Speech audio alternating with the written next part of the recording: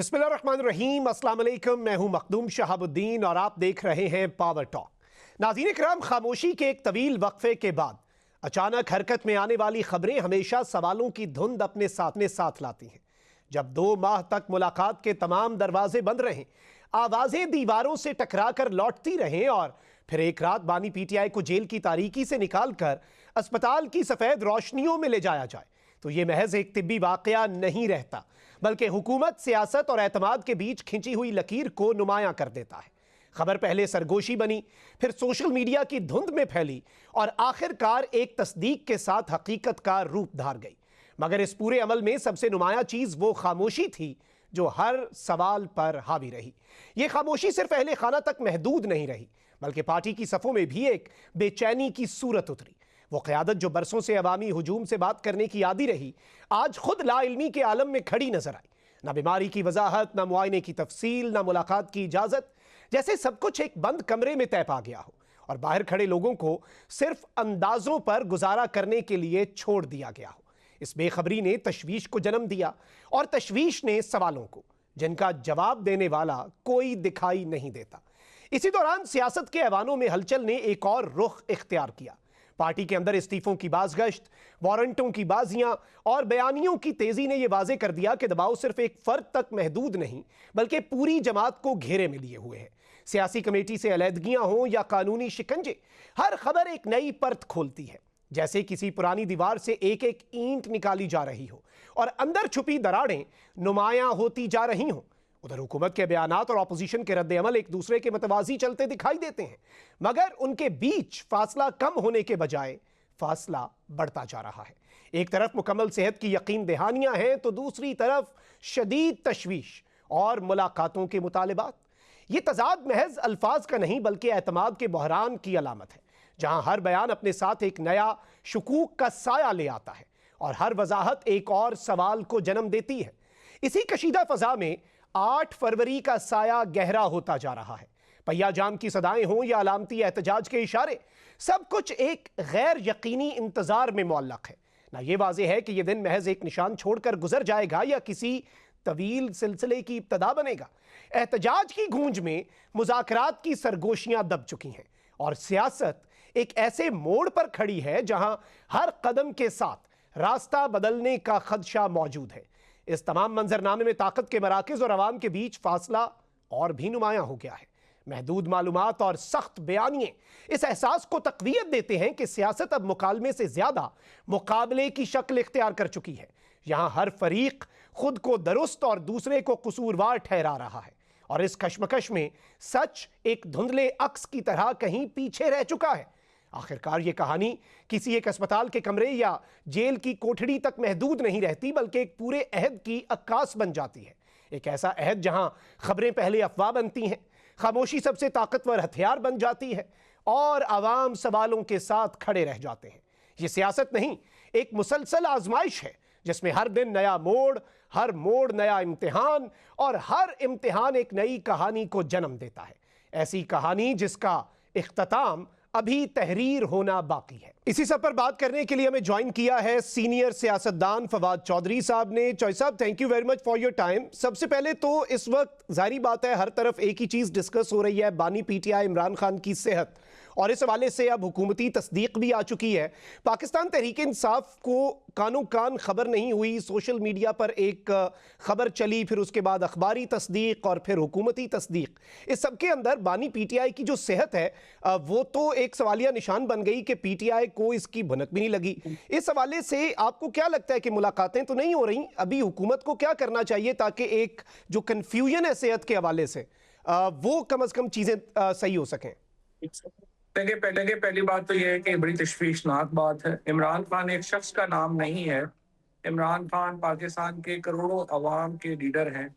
वो अवाम के दिलों की धड़कन है और इस वक्त पाकिस्तान के अंदर अगर जमहूरियत की कोई नाम भी लेता है, आइन की कोई बात भी है, तो वो इमरान खान ही के दम कदम से आबाद है। लिहाजा जाहिर है कि पूरा पाकिस्तान इस वक्त एक तशवीश में मुब्तला हुआ है इस खबर के बाद, और हमें उम्मीद यही है कि हुकूमत इसको अपने जो मामलात हैं उसको जो है वो क्लियर करे, इमरान खान से मुलाकात की इजाज़त दी जाए ताकि एक जो पाकिस्तान के अंदर नॉर्मलिटी है वो हम्म। सामने आ सके और जो है उसको हम बहाल कर सकें। जाहिर है कि इसके ऊपर बड़ी कंसर्न है सब लोगों को लेके। पीटीआई का जहां तक ताल्लुक है, पीटीआई की लीडरशिप तो हम्म। इमरान खान से मुकम्मल ला ताल्लुक है। और अभी तक हमने देखा है कि वहां से सिर्फ रोज यही आपको खबर मिलती है कि किसको ओहदा मिल गया, किसने रिजाइन कर दिया, किसने क्या कर दिया। हम्म। वो इसी में लगे हुए हैं, इससे ज्यादा उनका इंटरेस्ट नहीं है। ना ही सच्ची बात है कि पाकिस्तान के लोगों का कोई उनसे इंटरेस्ट हम्म। एग्जैक्टली। अच्छा, इसमें फवाद चौधरी साहब इंपॉर्टेंट चीज़ ये है कि पाकिस्तान तरीके इंसाफ के अंदर इस वक्त एक बहुत से मकामात पर डिसएग्रीमेंट नज़र आता है। कोई एक एक्सट्रीम नैरेटिव को लेकर चल रहा है, कोई उस एक्सट्रीम नैरेटिव के हाथों यरगमाल बना हुआ है और उसके पेश नज़र नहीं बोल पाता, जो बोलता है उसके ऊपर हमलावर हो जाते हैं। तो इस सब के अंदर मुज़ाकरात या फिर कोई सोल्यूशन निकलता हुआ तो हमें नज़र आना कोई नहीं है। देखिए, वो पीटीआई का तो कोई इतना बड़ा मसला नहीं है। मसला तो असल यही है कि हुकूमत और एस्टेब्लिशमेंट ने यह फैसला करना है कि टेम्परेचर को नीचे लाना है या नहीं लाना। हम्म। अगर हुकूमत और एस्टेब्लिशमेंट इस नतीजे पे पहुंचते हैं, जाहिर है कि देखें ना, वहां पर भी तो दो ग्रुप होंगे ना। हम्म। उनमें से एक ग्रुप है जो ये समझता है कि क्या जरूरत है, हमने ये सारा कर लिया है और अब हमें कोई जरूरत नहीं है इसको करने की। तो वहां पे ये सोच अगर आई तो फिर इसका मतलब ये होगा कि तलखियां बढ़ेंगी हम्म। और इसका मतलब ये होगा कि अभी जो मामलात हैं वो खराब होंगे। लिहाजा इसके ऊपर जब तक हम एक बात जो है वो बन नहीं जाती, ये फैसला हो नहीं जाता, बड़ा मुश्किल है कि इसको चीज को आगे बढ़ सके। इसमें पीटीआई इतना बड़ा प्रॉब्लम नहीं है। The real problem is actually हुकूमत और एस्टेब्लिशमेंट की जो डिसीजन मेकिंग है कि आखिर उन्होंने टेम्परेचर नीचे लाना है या नहीं लाना। अगर वो फैसला कर लेंगे तो हमने जो इकदाम तजवीज़ किए हैं, हम्म। जिसमें औरतों की जो प्रिजन्स हैं, प्रिजनर्स हैं, उनकी रिहाई बड़ा फंडामेंटल बात है, बिल्कुल। उससे ही टेम्परेचर नीचे आ जाता है। तो हम्म। पीटीआई की मौजूदा लीडरशिप को तो देखें ना, वो तो एक रिडंडेंट ग्रुप है, उसकी कोई हैसियत नहीं है। उसके ऊपर खुद भी इमरान खान कितना एतबार करते हैं आपने देख ही लिया कि जब उन्होंने लीडर ऑफ अपोजिशन मुकर्रर किए, पीटीआई से उन्होंने एक बंदा भी जो है वो इस काबिल नहीं समझा कि उसको लगाया जा सके। हम्म। तो इमरान खान जब खुद उनको इतना कोई काबिल नहीं समझते तो हुकूमत को या बाकी मीडिया को उनकी कंसर्न करने की क्या जरूरत। Exactly, point taken. अच्छा, इसमें इंपॉर्टेंट चीज़ तो यही है और जो आपके नुकात भी हैं, कॉन्फिडेंस बिल्डिंग मेजर्स यूजुअली हुकूमत पर ही उसका वजन होता है कि वहाँ से एक आगाज़ किया जाए, CBMs किए जाएं। लेकिन वो दूसरी साइड कहती है कि बयानिए में नरमी लाएं, थोड़ा हाथ हौला रखें। अब मुलाकातें भी शायद इसीलिए नहीं हो पा रही क्योंकि वहाँ से फिर जो एक बयानिया आता है, तो वो कूल डाउन करने के लिए तो वही बात हो गई, दोनों साइड्स कह रही हैं कि पहल आप करें, पहल आप करें। और इस तरह से तो फिर मसला जूं का तूं है। मुल्क के लिए इस वक्त बहुत सी मुश्किलात हैं, केपी आपके सामने है, जियो पॉलिटिकल सूरत हाल है, इसमें ये पॉलिटिकल इंस्टेबिलिटी तो वैसे ही पाकिस्तान अफोर्ड नहीं कर सकता। नहीं, लेकिन ये टेम्परेचर नीचे लाने का फैसला तो बहरहाल हुकूमत ने और एस्टेब्लिशमेंट ने ही करना है। इमरान खान और पीटीआई के पास अगर बयानिए के अलावा भी है क्या? अगर वो उसको भी नरम कर देंगे तो मुझे आप बताइए ना, फिर उनके पास बचेगा क्या? ठीक। आप इमरान खान से मुलाकात होने नहीं दे रहे, आपने सिंबल पार्टी का ले लिया, इलेक्शन जो है उसका पूरा नतीजा बदल दिया, एक गैर मुंतखब लोग जो हैं वो अब पाकिस्तान के ऊपर हुक्मरान के तौर पे मुसल्लत कर दिए गए। तो यानी एक series of I would say कि ज्यादतियां हैं जो कि इमरान खान के साथ और पार्टी के साथ हो। अब उसके बाद अगर आप ये कहते हैं कि नहीं, इसके बावजूद आप अपना बयानिया भी नरम कर लें लेकिन हम फिर भी कुछ नहीं करेंगे, देखिए ना, ये तो फिर मैं समझता हूँ कि ज्यादती पे मबनी मुतालबा है। जब ये फैसला कर लेंगे कि इन्होंने चीजें नीचे लानी है, बेहतर करनी है, पॉलिटिकल प्रिजनर्स को रिलीज करते हैं, एक माहौल वैसे ही बन जाएगा कि इमरान खान को खुद भी कहा जा सकेगा कि आप अपना जो बयानिया है उसके अंदर नरमी लाएं और चीजों को बेसिक तरफ लेके।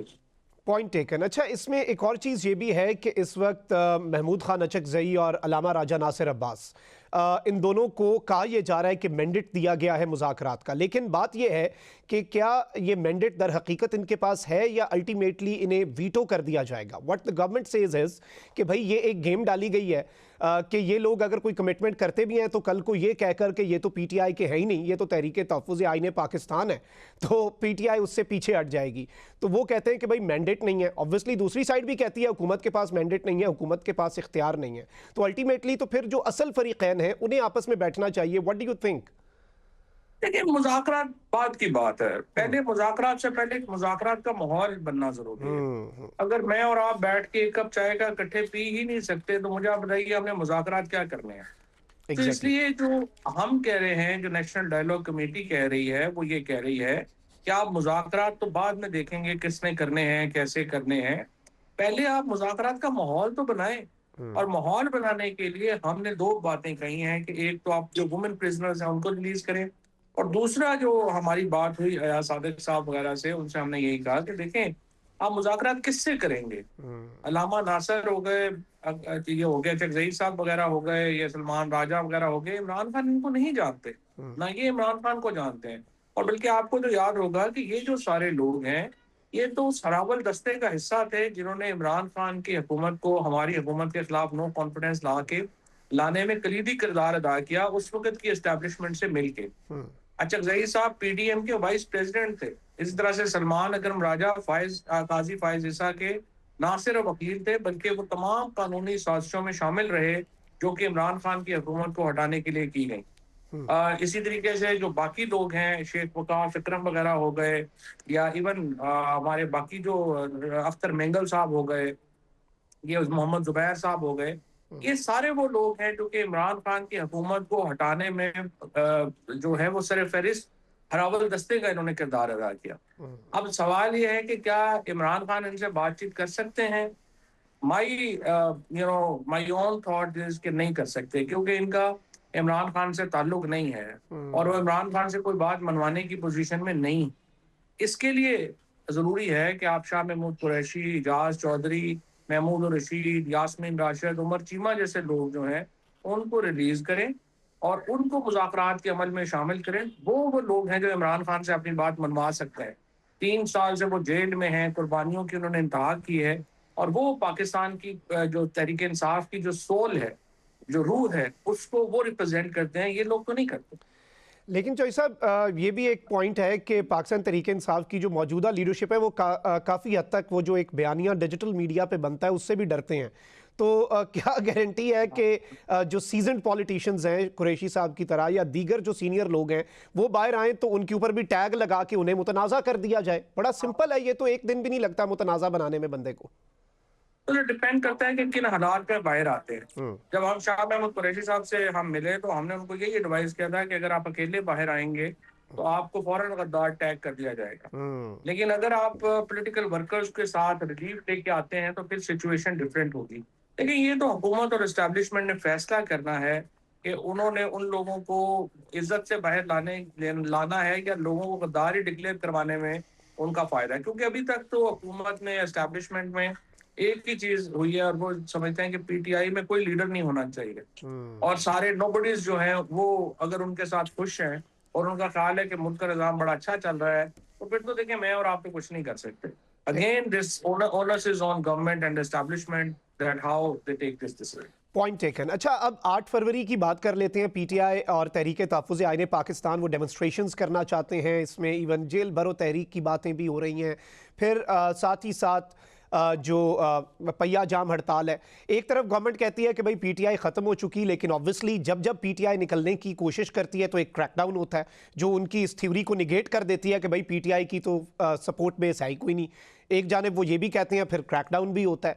अब 8 फरवरी को एक मरतबा फिर हमें ये लग रहा है कि वही एक्शन रिप्ले होगा जो इससे पहले तमाम तर कॉल्स पे होता है। तो आपको लगता है वैसे पीटीआई कोई जो मौजूदा लीडरशिप है, कोई ऐसी पॉलिसी है उनके पास कि वो 8 फरवरी को कोई सरप्राइज दे सकें, कम अज़ कम एक डेमोन्स्ट्रेशन करके अपनी ताकत, अपने मसल्स दिखा सकें? देखिए, पाकिस्तान का जो स्टेटमेंट है वो है ही ये ना कि जहां पे हुकूमत जो है वो इमरान खान की पॉलिटिकल सिग्निफिकेंस को जीरो नहीं कर सकी, वहीं पे पीटीआई कोई बड़ा स्ट्रीट पावर जो है वो नहीं दिखा सकती। और यही एक स्टेटमेंट है जिसमें जो असल इफेक्टेड पार्टीज हैं वो फिर पाकिस्तान की जुडिशरी है, पाकिस्तान का मीडिया है, पाकिस्तान की सिविल सोसाइटी है, पाकिस्तान का आइन है, और पाकिस्तान की रियासत है, जो इस स्टेटमेंट की वजह से एक बहुत ज्यादा सफर कर रही है।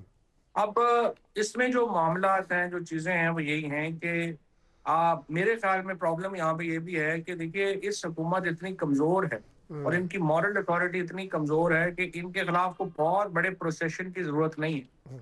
इनका इवन जो आई वुड से कि एक अगर सोहेल आफरीदी जो है वो अगर एक मिड साइज प्रोसेशन भी कर पाए तो उससे भी तलखियों में इजाफा हो जाएगा। सो इसीलिए हुकूमत को हमने यही मशवरा दे रहे हैं कि आप 8 फरवरी से पहले मुज़ाकरात करके मामला को ठंडा करें। अगर 8 फरवरी को हो जाता है ये सारा और उससे तलखियाँ और बढ़ जाती हैं, आपको गवर्नर रूल लगाना पड़ जाता है और इसके ऊपर तो फिर पाकिस्तान के अंदर मामला बड़े ख़राब हो जाएँगे। और बेहतर यही है कि हम जो अगर बढ़ना चाहें तो वो 8 फरवरी से पहले मुज़ाकरात की तरफ बढ़ना चाहिए ताकि सोसाइटी में डिवीज़न और ज़्यादा ना हो। एग्जैक्टली और वक्त अच्छा खासा कम है अब और 8 फरवरी जी। को अगर दोनों सूरतों में गवर्नमेंट के लिए ही मुश्किलात हैं। अगर पीटीआई निकल भी आती है तब भी, और अगर मज़ाहमत होती है तो वो भी कोई मुल्क के लिए अच्छी नहीं है। अच्छा, इस सब के अंदर आपने भी अभी बात की गवर्नर रूल की। सुहेल आफरीदी खुद भी कह चुके हैं कि भाई उन्हें हटाने के लिए उन्होंने तो इवन ये तक कहा कि रास्ते से भी हटाया जा सकता है उन्हें। और इस सब के अंदर अभी ये आवाज़ें आ रही हैं कि शायद सुहेल आफरीदी कोई फॉरवर्ड ब्लॉक तो बन नहीं सका केपी में, तो सुहेल आफरीदी को नाअहल कर दिया जाए। इलेक्शन कमीशन में भी एक केस चल पड़ा है। फिर एक और रियासती इदारों के खिलाफ वारंट गिरफ्तारी जो एक इनके जारी हुए हैं सुहेल आफरीदी के। आपको लगता है कि इससे हल क्या है? मतलब सुहेल आफरीदी गया तो कौन सा किसी और ने आ जाना है? फिर भी कोई ऐसा बंदा ही उठ खड़ा होगा और नैरेटिव या फिर जो पॉलिसी है केपी गवर्नमेंट की वो तो नहीं बदलेगी। अगर गवर्नमेंट इस एवेन्यू को एक्सप्लोर भी करती है तो हल तो कोई नहीं है। ये सारी बातें इस बात से जुड़ी हुई हैं कि हुकूमत और एस्टेब्लिशमेंट टेम्परेचर बढ़ाने का फैसला करती है या टेम्परेचर नीचे लाने का फैसला करती है। एग्जैक्टली अगर वो ग्रुप प्रिवेट करता है जो कहता है कि टेम्परेचर बढ़ाना ही है, तो फिर तो देखें गवर्नर रूल भी लगा देंगे और तमाम इसके बावजूद के उसका कोई फायदा नहीं होगा। असल में आप ये ऐसे जो इकदाम से सुहेल अफरीदी तो और बहुत बड़ा हीरो बन जाएगा, क्योंकि वो एक पख्तून नेशनलिज्म के लिए एक पख्तून जो एक सिंबलिज्म है उसके लिए वो अपनी सीट की कुर्बानी दे रहा होगा। और मेरे ख्याल के अंदर उसका सियासी कद अभी भी बड़ा है और अगर वो ये करेंगे तो उनका सियासी कद और बढ़ जाएगा। सो राइट नाउ आई थिंक और सुहेल अफरीदी अली मीन गंडापुर से बहुत बेहतर पॉलिटिक्स कर रहे हैं अगर आप इस वक्त देखें तो। और अगर हुकूमत उनको सियासी मुकाबले के बजाय एडमिनिस्ट्रेटिव जो मेयर्स हैं लेके उनसे जान छुड़ाने की कोशिश करेगी, उसका सुहेल अफरीदी को कोई नुकसान नहीं होगा, बल्कि आई थिंक उनके कद में तो इजाफा ही होगा। पीटीआई को भी फायदा होगा क्योंकि जो पॉपुलैरिटी है स्पेशली केपी में उनकी और ज्यादा बढ़ जाएगी। और but then it all depends on this basic notion कि आपने टेम्परेचर बढ़ाना में आपको फायदा है, क्योंकि मुझे तो लगता है यही है कि हुकूमत को फायदा नहीं होता टेम्परेचर बढ़ाने का। टेम्परेचर कब अगर गवर्नेंस भी आपने करनी है तो टेम्परेचर कम होगा तो ही आप गवर्नेंस कर सकते। एग्जैक्टली और इसमें चौधरी साहब इंटेंट बड़ा मैटर करता है और ये तमाम तर चीज़ें जो हैं ये इंतहाई अहमियत की आमिल हैं। बहुत बहुत शुक्रिया। फवाद चौधरी साहब हमारे साथ मौजूद थे। आपसे मुलाकात होगी इस ब्रेक के बाद।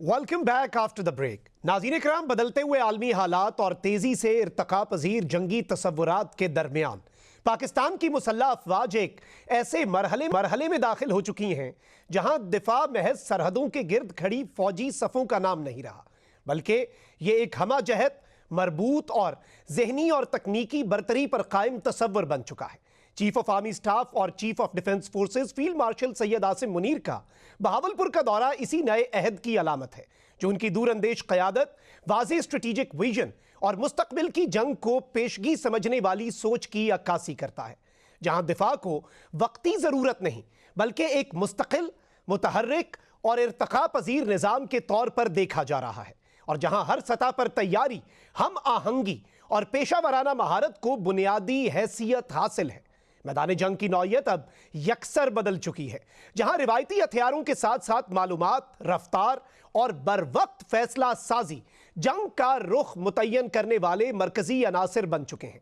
पाक फौज इस हकीकत को बखूबी समझते हुए जंगी अनासिर के बामी इश्तराक को अपनी हिकमत अमली का मरकज बना चुकी है। ज़मीनी दस्ते, फ़ज़ाई निगरानी, ड्रोन्स, इलेक्ट्रॉनिक वॉरफेयर और इंटेलिजेंस का निज़ाम अब अलग अलग इकाइयां नहीं रहे, बल्कि एक मरबूत ढांचे में तब्दील हो चुके हैं, जो लम्हों में खतरे को शनाख्त करके मौसर जवाब देने की सलाहियत रखते हैं। इस नए दौर की जंग एक आम सिपाही से भी बुलंद सतह की तकनीकी महारत और जहनी चौकसी का तकाजा करती है। यही वजह है कि पाक फौज अपने जवानों को जदीद डिजिटल आलात, जदीद तरबियती निज़ाम और साइंसी उलूम से लेस करके एक स्मार्ट फोर्स में ढाल रही है। ये वो सिपाही है जो सिर्फ बंदूक नहीं थामता, बल्कि डेटा, टेक्नोलॉजी और हालात के तज्जिए की बुनियाद पर फैसले करने की सलाहियत भी रखता है। और यही सलाहियत मुस्तकबिल की जंगों में फैसला कुन किरदार अदा करेगी। आदादोशुमार की बरतरी का तसव्वुर अब माजी की बात बनता जा रहा है। आज की जंग जहनी तब्दीली, जदीद सोच और टेक्नोलॉजी के दुरुस्त इस्तेमाल से जीती जाती है। पाक फौज ने इस हकीकत को बरवक्त तस्लीम करते हुए अपनी तरबियत, मनसूबाबंदी और ऑपरेशनल सोच में बुनियादी तब्दीलियां मुतारिफ करवाई हैं, जहां हर सतह पर इख्तरा, लचक और हालात के मुताबिक फौरी ढलने की सलाहियत को फरोग दिया जा रहा है। आइंदा जंगी तकाजे रिवायती महाजराई से आगे निकल चुके हैं और अब तकनीकी चालों, साइबर दिफा और इलेक्ट्रॉनिक जंग जैसे मैदान फैसला कुन हैसियत इख्तियार कर चुके हैं। इस तनाजुर में पाक फौज न सिर्फ इन जदीद शोबों में अपनी सलाहियतों को बढ़ा रही है, बल्कि उन्हें अमली मैदान में मुअस्सर अंदाज में यकजा भी कर रही है, ताकि दुश्मन की किसी भी चाल को इब्तदाई मरहले में ही नाकाम बनाया जा सके। दिफाई खुद इन्हिसारी इस इर्तकाई सफर का एक अहम सतून है। मकामी सतह पर हथियारों की तैयारी, जदीद दिफाई निज़ामों की मकामी साजी और खुद कफील अस्करी ढांचे की तश्कील इस बात की गम्माजी करती है कि पाकिस्तान की मुसल्लह अफवाज बैरूनी इन्हिसार से निकलकर अपनी ज़रूरियात खुद पूरी करने की समत गामजन है। ये खुद इन्हिसारी न सिर्फ दिफाई इस्तेहकाम बल्कि कौमी वक़ार और स्ट्रेटेजिक खुद मुख्तारी की जमानत भी है। ड्रोन्स और बगैर पायलट फ़ज़ाई निज़ामों का मुख्तलिफ गैरिजन्स में कामयाब इंज़िमाम इस जदीद दिफाई सोच का अमली मजहर है। यहाँ फ़ज़ा में मुसलसल निगरानी और फौरी रद्द-ए-अमल की सलाहियत हासिल की जा चुकी है। ये निज़ाम न सिर्फ दुश्मन की नकलो हरकत पर गहरी नज़र रखते हैं, बल्कि बरवक्त कार्रवाई के जरिए किसी भी खतरे को बढ़ने से पहले ही कुचलने की सलाहियत भी फराहम करते हैं। मजमूई तौर पर पाकिस्तान की मुसल्लह अफवाज एक ऐसी बड़ी तब्दीली के अमल से गुजर रही हैं, जहां जंग की नौयत, सोच और अमल तीनों सतहों पर इर्तका हो रहा है। जदीद टेक्नोलॉजी को अपनाना, मकामी हालात के मुताबिक ढलना और मुसलसल जिद्दत को फरोग देना इस सफर के बुनियादी असूल हैं। यही वो मजबूत बुनियाद है जिस पर पाक फौज मुस्तकबिल के हर मुमकिना चैलेंज के मुकाबिल कौमी सालमियत, जुग्राफियाई हुदूद और रियासती वक़ार के तहफ़्फ़ुज़ के लिए पूरी कुव्वत और एतमाद के साथ खड़ी है। इसी सब पर बात करने के लिए हमें ज्वाइन किया है दिफाई तज्ज़ियाकार ब्रिगेडियर रिटायर्ड नादर मीर साहब ने। Thank you very much for your time. सबसे पहले तो सर ये बताइएगा कि आर्मी चीफ का जो दौरा है बहावलपुर का, उसमें हमने देखा कि किस तरह से रिवायती ताकत जो है पाकिस्तान की आर्म्ड फोर्सेस की, उसे टेक्नोलॉजिकल एडवांसमेंट्स के साथ इंटीग्रेट किया जा रहा है और जितने वॉर एलिमेंट्स हैं उनमें जो एक इंटीग्रेशन है और कोहेजन है वो इस वक्त फोकस है, क्योंकि जाहिर बात है दुनिया भर के अंदर जो जंग के तकाजे हैं वो बदलते जा रहे हैं और पाकिस्तान की जियोपॉलिटिकल सूरत हाल भी ऐसी है। ऑब्वियसली हमें हर दौर में हर तरह से जंग के लिए तैयार रहना होता है। तो ये जो एक पॉलिसी है टेक्नोलॉजिकल एडवांसमेंट्स की और फिर जो इंटीग्रेशन है वॉर एलिमेंट्स की, इसे आप किस तरह से देखते हैं? सीडीएफ और COS field marshal Syed Asim Munir का जो दौरा है बहावलपुर का, बहावलपुर पाकिस्तान के दिफा, पाकिस्तान की प्रोफेशनल आर्मी की प्रेपरेशन, उसकी एक कड़ी है, उसका एक सिलसिला है। आपको पता है, आप सुनते रहते हैं, बल्कि मीडिया बताता रहता है कि सिंध में दौरा हुआ और पंजाब में इस जगह पे दौरा हुआ और मुख्तलिफ जगहों पे। तो आपकी आर्मी डिप्लॉयड है, एक्सरसाइज कर रही है और तैयारी कर रही है कि हम मशरक की सरहद की बात करें, पाकिस्तान ईस्टर्न बॉर्डर, कि उसके सामने जो दुश्मन है कॉल्ड इंडिया, जो पहले भी जंग कर चुका है बहुत दफा, अभी भी वो धमकियां दे रहा है सिंधु 2 और 3 और वगैरह वगैरह। तो आपने तो तैयारी करनी है और ना सिर्फ आपने पाकिस्तान का दिफा करना है, लेकिन आपने दुश्मन को हराना भी है। आपको याद है कि 25 जो हमारी हुई पिछले साल में 25 में जो लड़ाई हुई थी मई में, जिसमें इंडिया के 1 घंटे में जहाज गिराए गए और उसके बाद 4 दिन तक जो शॉर्ट वॉर हुई उसमें इंडिया की काफी बेइज्जती हुई नुकसान के अलावा, जिससे इंडिया का जियो पॉलिटिकल स्टेचर नीचे गया और पाकिस्तान का काफी ऊपर गया। उसके बाद डिप्लोमेसी हुई और बहुत सी और चीजें हुई जिससे पाकिस्तान ग्लोबली ज्यादा रिकॉग्नाइज हुआ। लेकिन उस सब की जो कोर थी यानी बुनियाद थी वो ये 4 दिन का मार्का था या 4 दिन की वॉर थी जो पाकिस्तान ने अपने खाली दफा नहीं किया बल्कि दुश्मन को या अपने बड़े दुश्मन को, India bigger and more powerful, Pakistan से बड़ा मुल्क है, बड़ी ताकत है, बड़ी ताकत उस सेंस में ग्लोबल पावर नहीं है लेकिन पाकिस्तान से उसका बजट ज्यादा है, इलाका ज्यादा है, आबादी ज्यादा है, वगैरह। सो पाकिस्तान ने सक्सेसफुली कामयाबी से हासिल की। तो आपने अगली जंग की तो तैयारी करनी है। एक पुरानी सेइंग है, आर्मीज prepare for the previous war, यानी आपने पिछली जंग की तैयारी नहीं करनी, जो पिछली दफा हुआ उससे भी आगे आपने करना है। दुश्मन को खाली हराना नहीं है, उसको आपने एक सबक सिखाना है और उसके अलावा हदफ होते हैं जंग में वो हासिल करनी है। तो ये सवाल जो आपका है भावलपुर का, भावलपुर का जो एरिया है काफी बड़ा है, रेगिस्तानी है, नक्शा आपने देखा है और उसके आगे रेगिस्तान लगता है, इंडिया का राजस्थान लगता है और हमारा भावलपुर का शहर लगता है ये वो, और वहाँ हमारी फौज भी है और बाकी और भी तफसील है जो मैं अभी नहीं दे सकता। तो वहाँ उसकी तैयारी जारी है। इसमें एक बात मैं क्लियर करना चाहता हूं कि वो चूंकि मीडिया पे या बाकी जगहों पे ये डिस्कशंस होती हैं, एक गलत फहमी है वो थोड़ी सी दूर करनी चाहिए कि रवायती जंग नहीं, रवायती जंग जो है ना कन्वेंशनल वॉर वो ऑन गोइंग है, उसमें एवोल्यूशन आ रहा है जिस तरह हर चीज में आता है, बल्कि उसमें रेवोल्यूशनरी स्टेप्स भी आते हैं, इनकलाबी स्टेप्स भी आते हैं फौज की तैयारी में because of new weapon technologies, दूसरी टेक्नोलॉजीज, टैक्टिक्स और इसके अलावा बहुत सी और चीजें। तो अब जो अगली लड़ाई होनी है जो जिसमें खाली जमीन की जंग नहीं है, जमीन की भी जंग है और आसमान पे भी जंग है। आपने देखा पाकिस्तान एयरफोर्स ने कितना कमाल किया, उसी तरह हमारी फौज ने और नेवी ने। तो आपने इसको मिलाना है और पाकिस्तान अपना एक कॉन्सेप्ट जो है ज्यादा रिफाइन कर रहा है जिसको आप कह रहे हैं एयर लैंड, यानी कि एयरफोर्स भी, और एयरफोर्स में अब सिर्फ जहाज नहीं ना रहे, आपने देखा है ना उसमें ड्रोन्स आ गए हैं, उस पे लॉइटरिंग म्यूनिशंस आ गए और अल्लाह की फजल से पाकिस्तान माशाल्लाह खुद भी बना रहा है और जाहिर है अपने दोस्त ममालिक से भी हासिल कर रहा है तो अपनी तैयारी में। और इसके अलावा और बहुत से सिनारियोज हैं, इलेक्ट्रॉनिक्स है, साइबर है, काउंटर ड्रोन्स हैं, सारी चीजें हैं।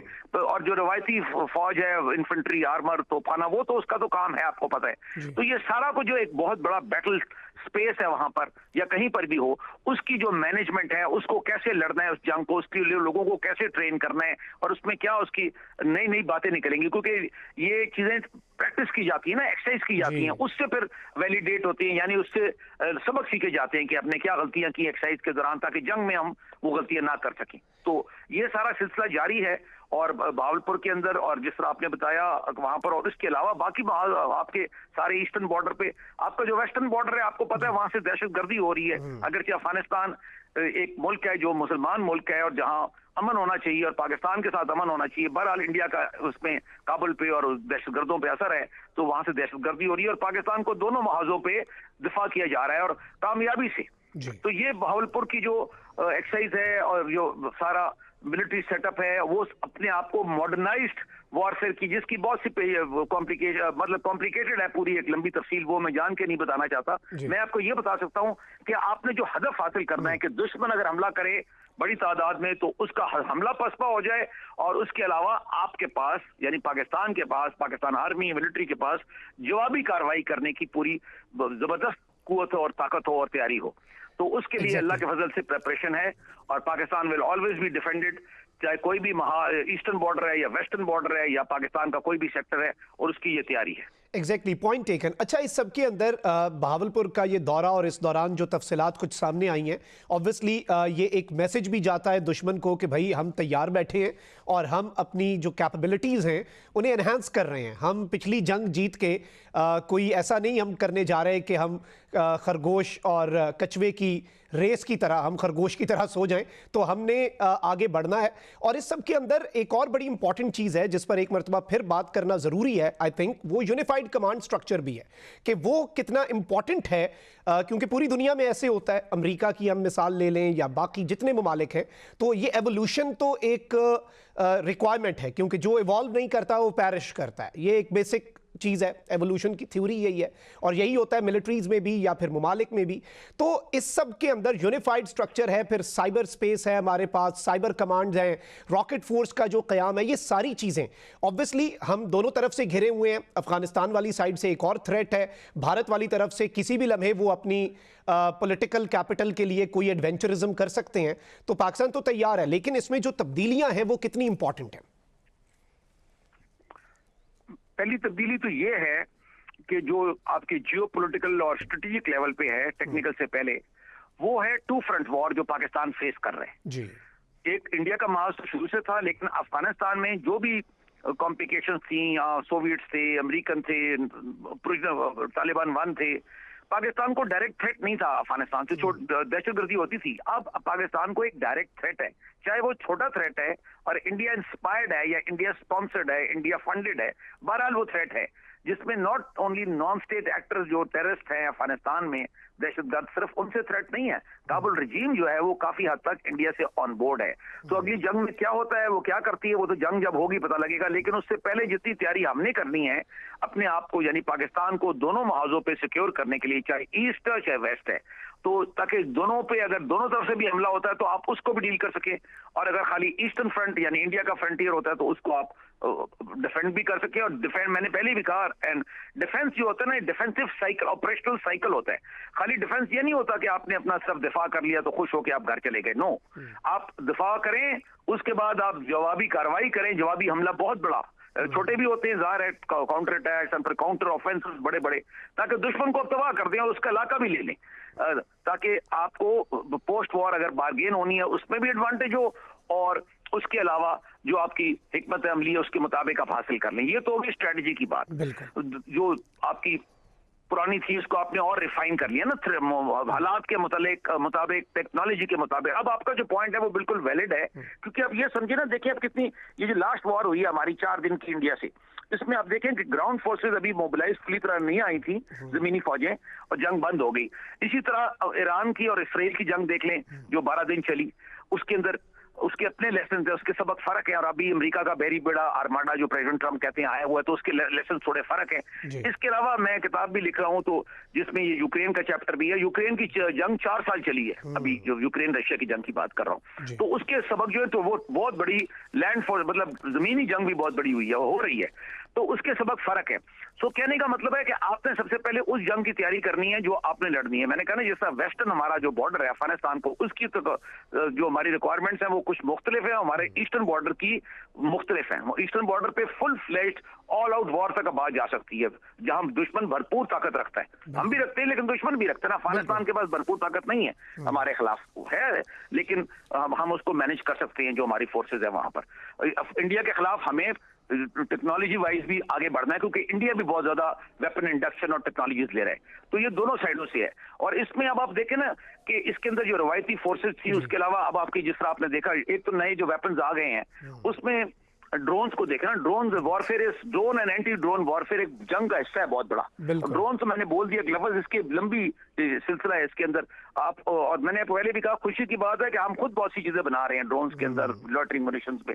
फिर ये रॉकेट आर्टिलरी की बात हो रही है, ये जो आपने एक कमांड बना ली है रॉकेट फोर्स की, ये बहुत बड़ा कारनामा है पाकिस्तान का, क्योंकि आप अब पहले ये ख्याल था कि जी न्यूक्लियर तक, तो आप अब न्यूक्लियर को आपने अलग किया ना इसको, इसीलिए आपने बनाई है ताकि आपके पास एक रॉकेट फोर्स हो जो जंग जो है वॉर, कन्वेंशनल वॉर फाइटिंग यानी रवायती जंग जो है उसके कई 100 किलोमीटर अंदर तक, बहुत दूर तक इंडिया के, आप उस पर अपनी फोर्स एक्यूरेसी से उसको टारगेट कर सके, उसके दुश्मनों को नुकसान कर सके, उसके ऑफेंसिव को तबाह कर सके, और भी बहुत सी चीजें कर सके वगैरह वगैरह। तो ये, और इसके अलावा अब देखिए, अब अगली इसमें जो आप देख रहे हैं, सुन रहे हैं, सैटेलाइट्स भी तो आ रही है ना, ये सारी दुश्मन कैसे मूवमेंट कर रहा है, उसकी लॉजिस्टिक्स किधर है वगैरह, वो कैसे पता लगेगा आपको ड्रोन्स के अलावा, वो आपको सैटेलाइट से पता लगेगा, चाहे अपनी हो चाहे दोस्तान, किसी दोस्त आपके अलाइड कंट्री की हो। इसके अलावा और बहुत सी चीजें हैं, वो फिर एक लंबी लिस्ट है। तो ये जो बात आप कर रहे हैं, बिल्कुल बहुत अच्छी बात कर रहे हैं, इसमें लोगों को इल्म देने के लिए कि हमने अगली जंग की तैयारी करनी है, और अगली जंग हो तो वो हमने जीतनी है। मैंने पिछली जंग पे मई में पिछले साल एक आर्टिकल लिखा था, जब वो हमने जीती, खत्म की, उसका नाम था विक्ट्री टू पाकिस्तान। लेकिन उसके आखिर पे मैंने ये लिखा था कि इंडिया तो तैयारी कर रहा है अगली जंग की, अगरचे हमें अमन की कोशिश करनी चाहिए। We want peace, Pakistan wants peace, we are trying for peace. लेकिन अगर दुश्मन हमला करेगा तो फिर तो आपने जंग करनी है ना, अमन तो बाद में आएगा। So situation is that India is totally gearing for war. आपने देखा उन्होंने बहुत बड़ी एक्सरसाइज की थी इससे, जो आप भावलपुर की बात कर रहे हैं, इससे नीचे चले जाए ना, रन ऑफ कच्छ की तरफ और समुद्र की तरफ, तो जहाँ जमीन और समुद्र मिलते हैं, तो ट्राई सर्विस यानी कि उसने आर्मी, एयरफोर्स, नेवी की एक्सरसाइज की, जिसके अंदर वो बहुत बड़ी, और इसलिए की कि वो अगर जंग होती है तो कुछ आपका इलाका ले सके, आपका नुकसान कर सके, कराची को थ्रेटन कर सके या सिंध को थ्रेटन कर सके वगैरह वगैरह। तो इस तरह हमारी जो तैयारी है वो चल रही है, और इंशाल्लाह Pakistan is ready and will be even more ready in years ahead. Exactly और ये इंपॉर्टेंट भी है, ज़ाहिर बात है असरे हाजिर के तकाज़ों के मुताबिक मॉडर्नाइजेशन बहुत ज़रूरी होती है। इस सब के अंदर हमने ये भी देखा कि पाकिस्तान जो है मई 2025 के बाद पाकिस्तान ने 2-3 चीज़ें दुनिया के ऊपर वाजे कर दी। एक तो अपनी ताकत दिखाई, लेकिन साथ ही साथ ये भी बताया कि पाकिस्तान एक रिस्पॉन्सिबल स्टेट भी है, जो फतह भी हासिल कर सकता है और एस्केलेशन लैडर को कंट्रोल भी कर सकता है। एक रिस्पॉन्सिबल न्यूक्लियर स्टेट का भी पाकिस्तान ने ही पूरी दुनिया को ये मैसेज दिया कि हम हैं। और इस सब के अंदर उसके बाद जो हुआ है वो अनप्रेसिडेंटेड है, क्योंकि इस वक्त पाकिस्तान की जो डिफेंस प्रोडक्शन की भी अगर हम बात करें, वो एक बिल्कुल अलग चीज़ आ जाती है कि दुनिया भर से दर्जनों मुमालिक जो हैं वो इंटरेस्ट दिखा रहे हैं और पाकिस्तान जो है वो मरकज़े निगाह बना हुआ है। तो ये कितना गेम चेंजर है पाकिस्तान की इकॉनमी के लिए, डिफेंस एक्सपोर्ट्स के लिए, और उस कॉन्टेक्स्ट में पाकिस्तान ने ये जो पिछला मई की शॉर्ट वॉर थी उसमें जो सक्सेस हासिल की, उसमें पाकिस्तान ने अपनी वॉर फाइटिंग प्रोवेस यानी जंग लड़ने की काबिलियत दिखाई। उसके अलावा पाकिस्तान नेशन ने अपनी रिजॉल्व दिखाई, उसको भी अंडर एस्टिमेट ना करिए। जिसमें हमारा मीडिया शामिल था, हमारे तमाम लोग शामिल थे across the board, Pakistani 2.5 crore 25 crore 250 million. इसको भी दुनिया ने अप्रिशिएट किया ना कि छोटा मुल्क है, इंडिया से छोटा मुल्क है, बहुत छोटा। मैं जब छोटा कहता हूँ तो मैं इंडिया से छोटा कह रहा हूँ, वैसे पाकिस्तान बहुत बड़ा मुल्क है।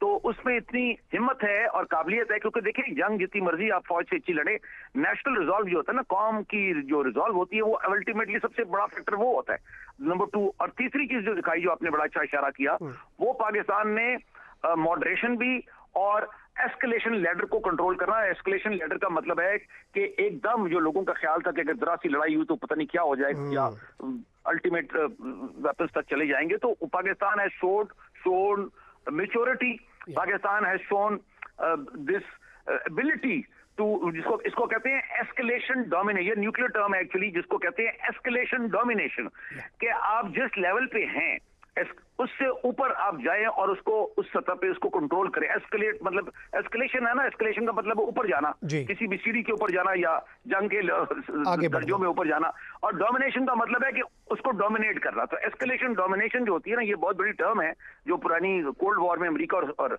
सोवियत यूनियन के दरमियान थी, कि उस जमाने में देवर 43 स्टेप्स ऑफ एस्केलेशन एक्सपेक्टेड, मतलब जो पुरानी बात हो गई कोल्ड वॉर की। एनीवे, तो आपने अभी ये भी शो किया ना दुनिया को कि हम एकदम नहीं है कि इमेच्योर नेशन है या हम पैनिक कर जाएंगे या कोई। तो ये सारी बातें जो आपने, it has been factored in दुनिया में। जो देखे ना आप इससे नोट करें कि 4 साल जंग चली है, जो मैं रेफर पहले भी किया, दोबारा करता हूँ, यूक्रेन रशिया की। आपकी जंग 4 दिन में आपने इसको फेवरेबली कंक्लूड किया, ठीक है, आगे नहीं बढ़ी, अच्छी बात है, आगे नहीं बढ़ी, क्योंकि जब वॉर हो जाती है, by the way, I am just for your information, I am a military historian, Jio politician और डिफेंस एनालिस्ट से ज्यादा मेरा वो काम है, ग्लोबल सतह पे और मिलिट्री हिस्ट्री की सतह पे। तो वो उसमें ये है कि जब और न्यूक्लियर भी मेरा सब्जेक्ट है, बहुत से सब्जेक्ट है, स्ट्रेटेजी भी है, जियो पॉलिटिक्स बेसिकली। उसमें मेन चीज समझने की ये है कि ये जो एस्केलेशन है ना, ये कहते हैं सारे, मगर ये स्टडी जितनी हुई है, पेंटागन में भी हुई है, दुनिया में भी, देयर इज कंसेंसस कि एक तो ये चीज आउट ऑफ कंट्रोल हो जाए, चल पड़े, तो उसके फिर किसी को पता नहीं कि आगे क्या होगा, मतलब कैसे कंट्रोल होगी। या जिस तरह कहते हैं ना, वो जिन निकल जाए बोतल से, तो फिर कैसे कंट्रोल होगा, ये वो वाली मिसाल है। सो इसलिए एस्केलेशन को डोमिनेट करना, एस्केलेशन कंट्रोल, दोनों चीजें बहुत जरूरी होती हैं, जो पाकिस्तान ने दिखाई। तो इसलिए से पाकिस्तान की एक Pakistan is valued as a responsible and a powerful but a responsible state. ये दोनों चीजें, एक ताकतवर होता है, लेकिन उसके साथ उसके ऊपर लोगों, दुनिया को, ग्लोबल कम्युनिटी को कॉन्फिडेंस भी होना चाहिए, जो आपको मिल गया है। ये जो आप सुन रहे हैं ना डिप्लोमेसी, इसमें डिप्लोमेसी का कोई रोल नहीं है, या सॉरी टू से थोड़ा सा रोल है आपका। असल रोल ये सारा, ये जो आपने किया, इसका रोल है। अगर ये ना होता तो आपको कोई पूछता भी नहीं। पहले मई से पहले कौन आपको लिफ्ट करा रहा था दुनिया में, मतलब लेट्स बी रियलिस्टिक। तो ये बात है। अब जहां तक आपकी दूसरा सवाल है, वो है weapons technologies and sales and development जो पाकिस्तान कर रहा है, ये सबसे अच्छी खबर है, क्योंकि इसके दो पहलू हैं। नंबर वन तो ये है कि देखें, आप पे आर्म्स एम्बार्गो लगते रहे, दूसरे मुल्कों पे लगते हुए भी, ईरान की हालत देखें ना, उसको चारों तरफ से सराउंड किया हुआ है, भी और स्क्वीज करेंगे, नेवल ब्लॉकेड की तरफ जा रहे हैं, ब्लॉकेड लगा देंगे वगैरह वगैरह। तो कहने का मतलब है कि आप अपने आर्म्स वेपन्स जितने बना सकते हैं, आप अपने आप को सेल्फ रिलायंट है, इंडिपेंडेंट है या नियर इंडिपेंडेंट है, सेमी इंडिपेंडेंट है अपने डिफेंस प्रोडक्शन में। एक तो ये। दूसरा, आप जब इसको बेचते हैं असले को, तो वो जाहिर है उससे आपको फॉरेन एक्सचेंज मिलता है। तीसरा ये है कि जितने मुल्कों को आप बेचते हैं, जिस तरह अमेरिका आपको बेचता था तो आपकी अमेरिका से लिंकेज है ना, चाइना आपको बेचता तो आपके चाइना से लिंकेज है, क्योंकि खाली वेपन नहीं होते ना, उसकी आफ्टर सेल्स होती है, स्पेयर्स होती है, ट्रेनिंग होती है, and so many other things होती हैं। तो आप इस वक्त आप नॉर्थ अफ्रीका में जा रहे हैं, आप मिडल ईस्ट में जा रहे हैं, and even south east Asia में विद वेपन जो आप डिलीवर कर सकते हैं, और वेपन भी आपके सस्ते भी हैं और अच्छे भी हैं और वॉर टेस्टेड भी हैं। तो Pakistan is doing very well and Pakistan should go the whole hog. इससे भी बढ़ के आपको इसमें आगे जाना चाहिए, और इसके लिए तो ये अच्छी खबर है और इसको मेंटेन करना चाहिए। और पाकिस्तान नीड्स स्टेबिलिटी, मुल्क के अंदर स्टेबिलिटी रहनी चाहिए, क्योंकि तभी आपको लोग वैल्यू करेंगे जब आपके मुल्क में स्टेबिलिटी है। अगर मुल्क में इंतशार है किसी की वजह से भी हो, कोई भी वजह हो, तो फिर दुनिया आपको वैल्यू नहीं करती। एग्जैक्टली, स्टेबिलिटी बहुत ज़रूरी है। बहुत बहुत शुक्रिया, ब्रिगेडियर रिटायर्ड नादिर मीर साहब हमारे साथ मौजूद थे। इसी के साथ आपको इजाज़त दीजिए। अल्लाह निगहबान, पाकिस्तान जिंदाबाद।